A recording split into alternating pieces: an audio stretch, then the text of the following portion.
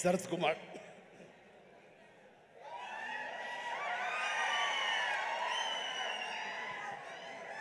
ఈ మధ్య కాలంలో అమ్మాయి సినిమాలు చూస్తూ వస్తాను.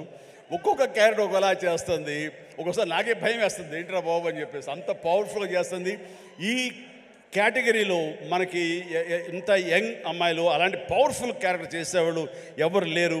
ఒక కొత్త జోనర్లో కొత్తగా ఉంటుంది. అండ్ ఇలాంటి వరలక్ష్మి లాంటి ఆర్టిస్టులు చూసిన తర్వాత కొన్ని క్యారెక్టర్స్ క్రియేట్ చేయబడతాయి. సో అదే అన్నాను, చెన్నైలో ఉన్నావా, ఇక్కడ ఉన్నావా వరలక్ష్మి అంటే ఇక్కడే ఉన్నాండి, ఇక్కడే ఉన్నామా, నీకు బోర్డులో అవకాశాలు వస్తాయి కాబట్టి తెలుగు ఇండస్ట్రీని హక్కు చేర్చుకుంటుంది, పైగా తెలుగు అమ్మాయి కాబట్టి అని చెప్పాను. So all the very best, all the very best అమ్మ, గాడ్ బ్లెస్. అలాగే విలన్గా చేసినటువంటి వినయ్ చాలా వెరీ పవర్ఫుల్గా చేస్తారు. Vinay please please please please stay stay stay. Vinay wonderful, you look damn good, like A Hollywood, you look A Hollywood villain and you have your own mark and you will have your own market here. Definitely all the very best. And ప్రతి ఒక్కరికి నేను మనస్ఫూర్తిగా చేస్తూ అందుకు చెప్తాను. And Niranjan Reddy గారికి కూడా నా హృదయపూర్వక అభినందనలు. ఈ సినిమా గురించి ఫస్ట్ నాకు పరిచయం చేసిన ఎవరో తెలుసా మా సినిమా షూటింగ్లో? Any guesses?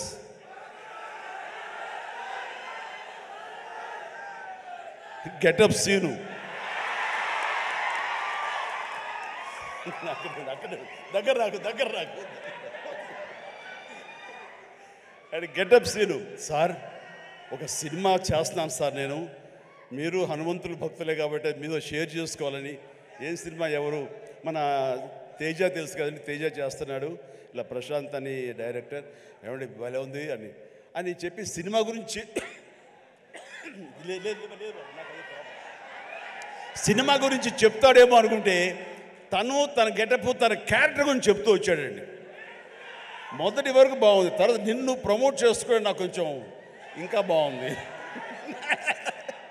సో అంటే ఒక సినిమాలో బాగుంది అంటే ఏ క్యారెక్టర్ ఇచ్చినా సరే అది అంతగా అలరిస్తుంది అని ఆ సంతోషం నాతో పంచుకోవడం తెలుస్తుంది. అతను చెప్పుకునే విధానం బట్టి ఆ సినిమా ఎంతగా అతనికి ఆకట్టుకుంది అనడానికి ఇది చిన్న మచ్చుతునక. అండ్ ప్రతి ఒక్కరికి, అటు కెమెరామెన్ గారికి, ఇతర కాసర్ల గారికి, కేకే గారికి, లిరిసిస్, ఇలా ప్రతి ఒక్కరి మ్యూజిక్ డైరెక్టర్ గారికి, ఇలా ప్రతి ఒక్కరికి మనస్ఫూర్తిగా నా హృదయపూర్వక అభినందనలు తెలియజేస్తూ నేను చెప్తున్నాను, ఒక్కళ్ళలో కూడా ఏమాత్రం డల్ అనేది పెట్టుకోకండి. Cinema super duper hit. That's it. జై హనుమాన్, జై హింద్.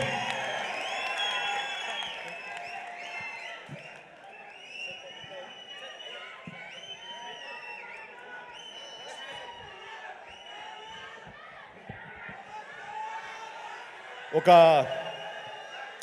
చక్కటి అనౌన్స్మెంట్ చేయండి, మీ నోట్తో చేస్తే బాగుంటుంది అని హీరో, ప్రొడ్యూసర్ గారు, డైరెక్టర్ గారు నాతో చెప్పారు. ఈ సినిమా రామమందిరం అన్నది ఇదే సమయంలో అక్కడ రావటం, దానికి మా అందరికీ ఆహ్వానం రావడం, రేపు 22వ తారీఖు మేము అక్కడికి వెళ్ళేందుకు అన్ని రకాలుగా సంసిద్ధం అవడం, ఇవన్నీ కూడా ఒక శుభ పరిణామం. ఆ సందర్భంగా వీళ్ళు ఏమన్నారంటే, మా సినిమా ఆడిన రోజులు వచ్చే కలెక్షన్స్లో ప్రతి టికెట్పై 5 రూపీస్ రామమందిరం అయోధ్యకి ఇవ్వడం కోసం సమాయుత్తం అయ్యాడు. అట్లా నా జీవితం ఇంతవరకు సక్సెస్ఫుల్గా వెళ్ళటానికి బహుశా ఆ హనుమాన్, ఆ తెలియని అద్వితీయమైన అతీంద్రుని శక్తి నన్ను కాపాడుతుంది, నడిపిస్తుంది నాకు అనిపిస్తుంటుంది. అట్లాగా ఈ రోజున ప్రతిదీ ఆ హనుమాన్ అనేదే నాలో అంతర్లీనంగా ఉంది, కానీ ఎక్కడ ఎప్పుడు చెప్పుకునే అవకాశం కలగలేదు. ఈ రోజున చెప్పుకునే అవకాశం నాకు ఈ హనుమాన్ సినిమా ఈ స్టేజ్ మీద కలిగింది. మీతో ఈ రోజున పంచుకుంటున్నాను. చాలా చాలా ఆనందంగా ఉన్నాను. అండ్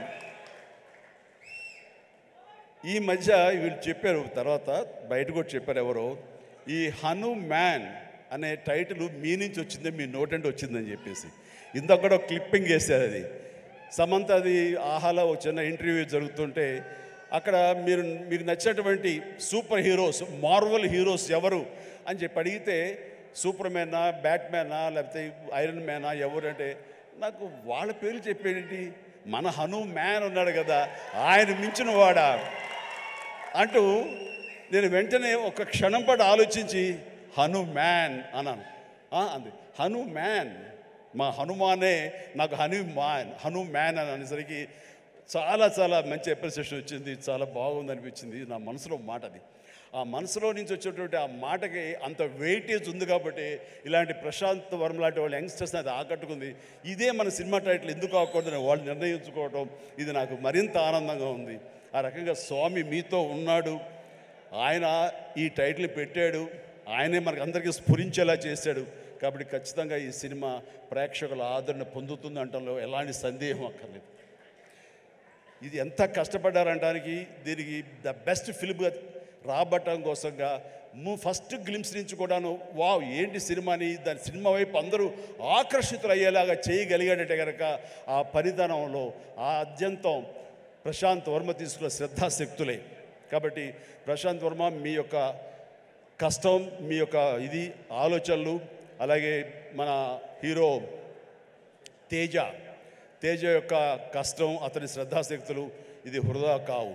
ఎందుకంటే ఈ సీజన్ అనేది అంత మంచి సీజన్. ఎన్ని సినిమాలు వచ్చినా సరే ఎన్ని సినిమాలు వచ్చినా సరే ఖచ్చితంగా ప్రేక్షకులు బాగుంది, మన కంటెంట్లో మన సత్తా ఉంది, మనకు ఆ దైవ ఆశీస్సులు ఉన్నాయంటే కనుక ఖచ్చితంగా ఆదరిస్తారు, హక్కును చేర్చుకుంటారు, పెద్ద విజయాన్ని మీకు అందేలా చేస్తారు. కాబట్టి ఎలాంటి డౌట్ అక్కర్లేదు. అయితే ఇది పరీక్షాకాలం అనుకోవచ్చు, కొన్ని థియేటర్లు అనుకునే విధంగా మనకి లభించకపోవచ్చు. It's okay. ఈరోజు కాదు రేపు చూస్తారు, రేపు కాకపోతే సెకండ్ షో చూస్తారు, సెకండ్ షో కాకపోతే థర్డ్ షో చూస్తారు. బట్ కంటెంట్ బాగుంటే ఎన్నో రోజులు చూసినా, ఎన్నో షో చూసినా సరే దీనికి మార్కులు పడతాయి. ఈ రోజున ఇందాక చిన్నవాడు సరే చాలా పెద్ద మనసుతో అన్నాడు, అన్ని సినిమాలు వెంకటేష్ సినిమా, నాగార్జున సినిమా, అలాగే మన మహేష్ బాబు సినిమాలు, అన్ని సినిమాలు ఆడుతాయి. ఈ సినిమాలు అన్నీ ఆడాలి, పరిశ్రమ పచ్చగా ఉండాలి.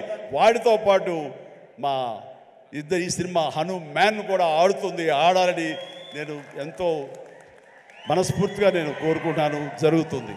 అండ్ ఇదే ఒకసారి నేను దిల్ రాజుతో అన్నాను, దిల్ రాజు ఏంటి మన 2016-17లో మా 150 సినిమాను బాలకృష్ణ గారి సినిమా ఒకటి రిలీజ్ అయినప్పుడు ఏంటి మళ్ళీ ఈ సినిమా రిలీజ్ చేస్తాం, కొంచెం డిలే చేయొచ్చు కదా అని అంటే, సార్ అలా కాదు సార్, మా కంటెంట్ బాగుంటుంది, శతమానం భవతి అని, మీ పెద్ద సినిమాలు మధ్యలో ఈ సినిమా ఆడకుండా పోదు సార్, ఏం పర్వాలేదు అన్నాడు. ఓకే, అంత ధైర్యంగా ఉంటే వెల్ అండ్ గుడ్ అన్నాను. ఆ సినిమా కూడా బాగా ఆడింది.